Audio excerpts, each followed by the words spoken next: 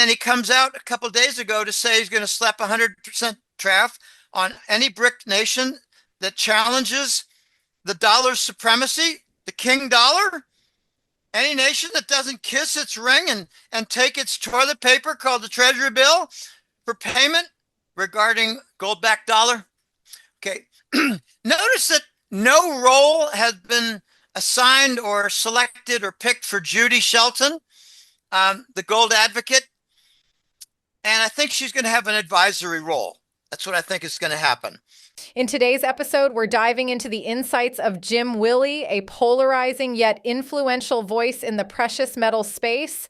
Jim has long predicted a shift in the global financial landscape, and recent moves by the BRICS nations, Brazil, Russia, India, China, and South Africa, seem to be aligning with his forecasts. These countries are accelerating their plans to reduce reliance on the US dollar, pushing toward a gold-backed or commodity-linked currency system. Such moves could dramatically reshape international trade and bring gold and silver to the forefront of global finance. Jim Willie also points to Trump's tariffs and protectionist policies as pivotal to understanding the current economic shifts. While designed to rebuild American manufacturing and reduce trade imbalances, these tariffs may have inadvertently accelerated the dollar's decline as a global reserve currency. The BRICS nations, along with other emerging markets, are now fast-tracking alternatives to the dollar, leveraging gold and other hard assets to fortify their positions. For investors, this reinforces the importance of holding precious metals in a world where fiat currencies face increasing skepticism. As we watch these developments unfold, gold and silver have shown resilience, even recovering from a brief sell-off triggered by Trump's economic policies during his presidency. The metals have rebounded strongly, fueled by rising geopolitical tensions, inflation concerns, and growing demand from central banks looking to diversify reserves. This recovery underscores their enduring value as a hedge against uncertainty and a cornerstone of wealth preservation. Now, we'll show you more clips, but first, smash the subscribe button and check the pinned comment, especially if you're a stacker. As with NordVPN, you can ensure your data is never exposed, letting you browse investing information securely. I don't care if it's AAA. U.S. Treasury bill, I don't care if it's AAA. It's impaired, and it's being rejected, and it's being sold on a massive scale. We cannot force foreign suppliers to take our Treasury bill as payment for finished goods. We cannot do that, and it's not legitimate, and Trump is going to be risking an embargo against the United States. Now, let me give a little preliminary on that. I was told, this is right about the beginning of this year of 2024. It was either December of last year or January, February this year. One of my colleagues, really sharp fellow, said, Jim, have you noticed that there are a lot of super tankers, oil super tankers at U.S. ports? It's like 20 different ports. 20 different tankers are filling up at several different ports. I said, no, what do you suppose is going on? And he said, hard asset credit. They're not accepting the Treasury bill. So we're giving them shiploads, tanker loads full of crude oil for credits in trade payment. Chris, Trump might not have gotten that memo. This is going to get very weird very fast because foreign nations, starting with Russia and China, are going to say, we don't want your effing Treasury bill. That's not a legitimate form of payment. And I got a lot more to say about Treasury bills because I believe that the Ukraine war was launched because Treasury bills were rejected at Long Beach, at the port facilities. And I heard that from someone who works at the Long Beach port facility. This is very hairy, very dicey, very messy. We're going to hear from BRICS nations who say we need a legitimate form of payment because we're not going to take the Treasury bill. If you want to make a big deal about 100% tariff for rejecting Treasuries in payment, then we're going to make a big deal about how we've been rejecting them and how we regard them as impaired, if not toxic. And then they're going to start talking about how different measures are going on behind the scenes where the Treasury bond is enduring haircuts. There were $2 trillion worth of treasuries. This was a figure that I heard in September. For calendar year 2024, there were $2 trillion worth of treasuries that were dumped, sold, discarded, and had to be redeemed. And this is not some option for the Treasury Department. They're required. They're the issuer. They're required to redeem them. And Chris, I go out on a limb once in a while. I do it again. I mentioned this before. I think the Exchange Stabilization Fund has been tapped, and they're paying back foreign central banks who are dumping treasury bonds in large volume. Why have we not had a treasury bond crisis? Why have we not had a treasury bond shutdown in the market? Something big is going on. In today's news recap, silver price continues to see buyers on dips. The silver market continues to see a lot of buying overall as the trend continues to see a lot of pressures to the upside. At this point in time, the market looks as if it is trying to find its way higher yet again.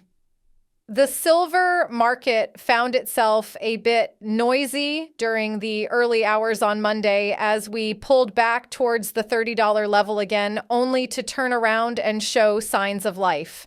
At this juncture, the market is hanging around between the 200-day EMA below and the 50-day EMA above. With that being said, I think we are in that sweet spot where you attract a lot of attention. The question, of course, is which direction do we go?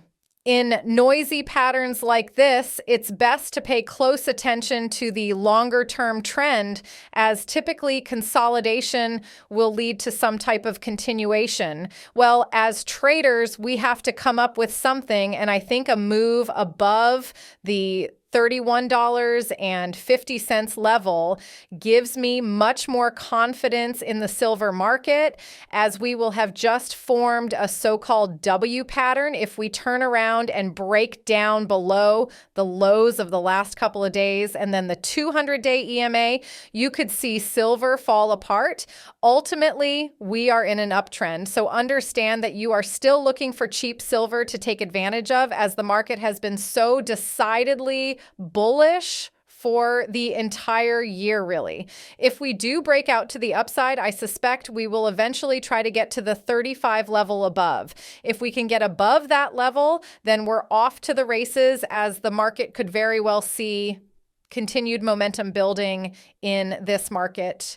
Now, we'll show you more clips, but first, check the pinned comment, especially if you're a stacker, as we have a massive Black Friday deal that every stacker should take advantage of. And hit the like and subscribe button so you do not miss out our recaps. Enjoy the episode.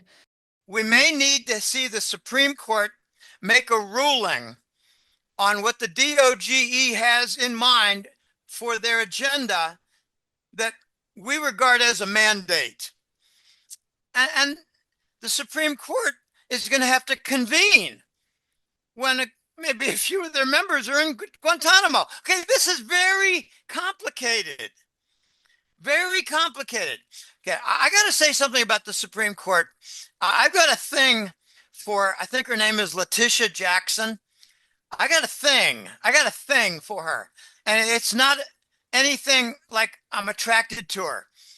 That's your favorite justice? No, she's my least favorite justice that needs to be impeached.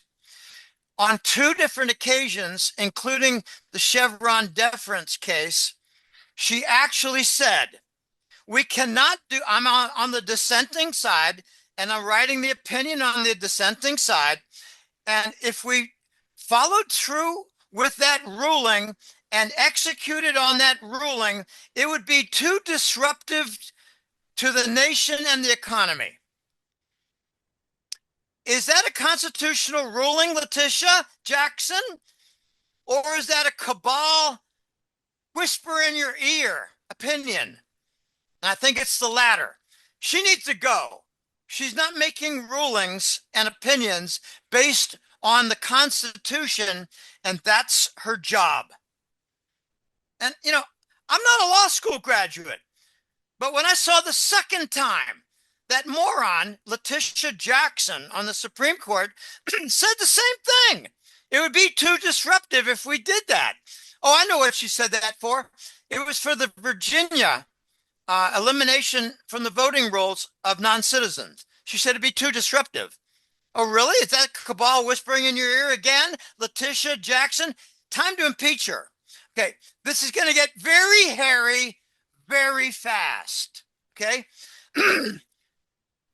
My favorite appointment is Kash Patel at the FBI. He's got a quote. He said, the first day, what I'd like to do is shut down the FBI building and convert it into a deep state museum for corruption. Wow. Chris, I'll ask you a question. Are they going to move the federal offices out of Washington, D.C. and shut down the city because it's not part of the United States? Be a gradual process because Trump has already mentioned. I know this for a fact from clients who've, it's boots on the ground and it's a lot of research. There are offices being built right now, buildings, one after the other in Temple, Texas. And the Department of Treasury has some offices in Reno, Nevada. Treasury in Reno, Nevada, mining country. And that tells me that they might be making connections for a silver reserve stockpile. For the military, it means that they might be doing a gold liaison role for Reno regarding gold-backed dollar. Okay. Notice that no role has been assigned or selected or picked for Judy Shelton, the gold advocate. And I think she's going to have an advisory role. That's what I think is going to happen. I don't know if you noticed this, but there's a quote from Scott Bessent or Bessent. I don't know how the Treasury pick. There's a quote. He said, in my portfolio, my largest position is gold. Did you hear that? What do you think of Jim Willie's take? Do you agree with his perspective on the BRICS currency plans and their potential impact on gold and silver? Are these metals poised to reclaim their rightful place in the global economy? Let us know your thoughts in the comments below. And don't forget to like, subscribe, and share this episode. Now check this video right here because it's a perfect fit for you. I'll see you on the other side.